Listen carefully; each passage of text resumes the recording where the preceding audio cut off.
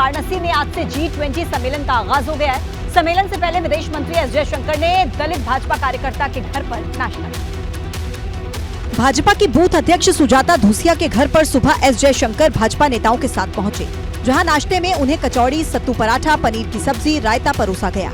वाराणसी में G20 की बैठक की अध्यक्षता करने पहुंचे विदेश मंत्री ने नाश्ते की काफी तारीफ की। कहा कि वाराणसी में G20 कार्यक्रम में खाद्य सुरक्षा, अनाज, उर्वरक और मोटे अनाज जैसे मुद्दों पर गंभीर चर्चा होगी। देखिए, मोटे अनाज का मैसेज जो है आज से आप जानते हैं ये G20 का कार्यक्रम होगा। ये भी G20 का जो लोग ये माने फूड सिक्योरिटी, जो अनाज या ऊर्जा या खाद के विषय पे जो चर्चा आज होगी, तो इसमें जरूर ये मिलेट का मैसेज बहुत अच्छा जाएगा। सुजाता धूसिया का पूरा परिवार विदेश मंत्री के आगमन से बेहद खुश नजर आया। उन्होंने कार्यक्रम की मेजबानी को गर्व की बात बताया। सुबह से कल से लगे हैं, सब लोग तैयारी कर रहे हैं अपना सफाई में, और अब जो हम लोगों का काम है वो हम लोग कर रहे हैं। सत्तू की पूरी थी और मिक्स वाले आटे की पूरी थी और आलू बैगन साग की सब्जी थी, सिमई थी, सलाद था।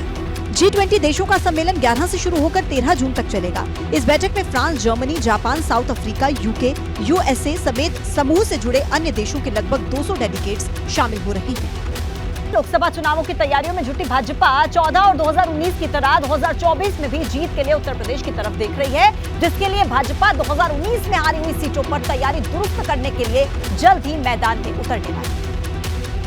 इसके लिए भाजपा के दो दिग्गज नेता, राष्ट्रीय अध्यक्ष JP नड्डा और केंद्रीय गृह मंत्री अमित शाह खुद उत्तर प्रदेश में मोर्चा संभालने वाले हैं, जो यूपी की उन 14 लोकसभा सीटों पर रैलियां करने वाले हैं, जिन सीटों पर भाजपा को 2019 में हार का सामना करना पड़ा था। लेकिन इन सीटों पर फिर से वापसी के लिए नड्डा और शाह की जोड़ी जून के आखिरी हफ्ते में एक सीट पर रैलियां करेगी। बीजेपी का जो महासंपर्क अभियान 30 जून तक चल रहा है, उसी अभियान के जो कार्यक्रम है उसमें JP नड्डा की भी रैली होनी है, केंद्रीय गृह मंत्री अमित शाह की भी रैली होनी है। 2019 लोकसभा चुनाव में भाजपा की कुल सीटें तो बढ़ गई थी, लेकिन यूपी में भाजपा गठबंधन को 16 सीटों पर हार का सामना करना पड़ा था। इनमें बिजनौर, अमरोहा, मुरादाबाद, संभल, सहारनपुर, मैनपुरी, रायबरेली, गाजीपुर, मऊ, जौनपुर, अंबेडकर नगर, घोसी, श्रावस्ती और लालगंज लोकसभा सीट शामिल है, जबकि रामपुर और आजमगढ़ लोकसभा सीटों को भाजपा उपचुनाव में जीत दर्ज कर चुकी है। लेकिन भाजपा ने 2024 लोकसभा चुनाव में यूपी की सभी 80 सीटों पर जीतने का नारा दिया है। इसलिए जिन सीटों पर पार्टी की हालत कमजोर है, उन सीटों पर पार्टी ने अभी से पूरी ताकत झोंकना शुरू कर दिया है। JP नड्डा श्रावस्ती या अंबेडकर नगर की जो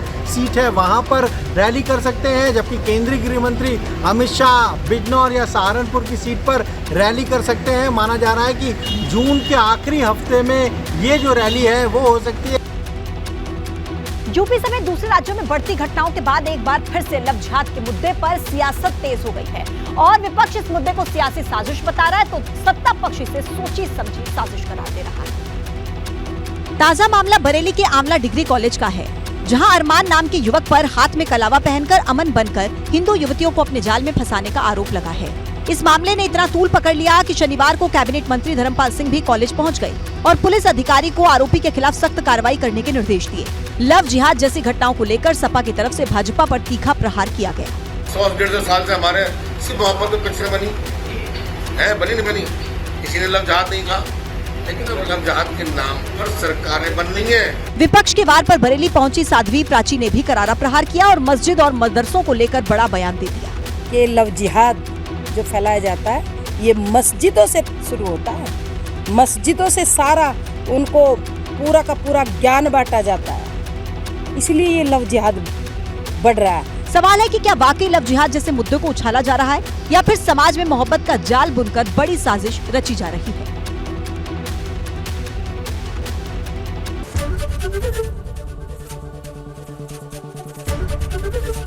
ABP गंगा, खबर आपकी, जुबान आपकी।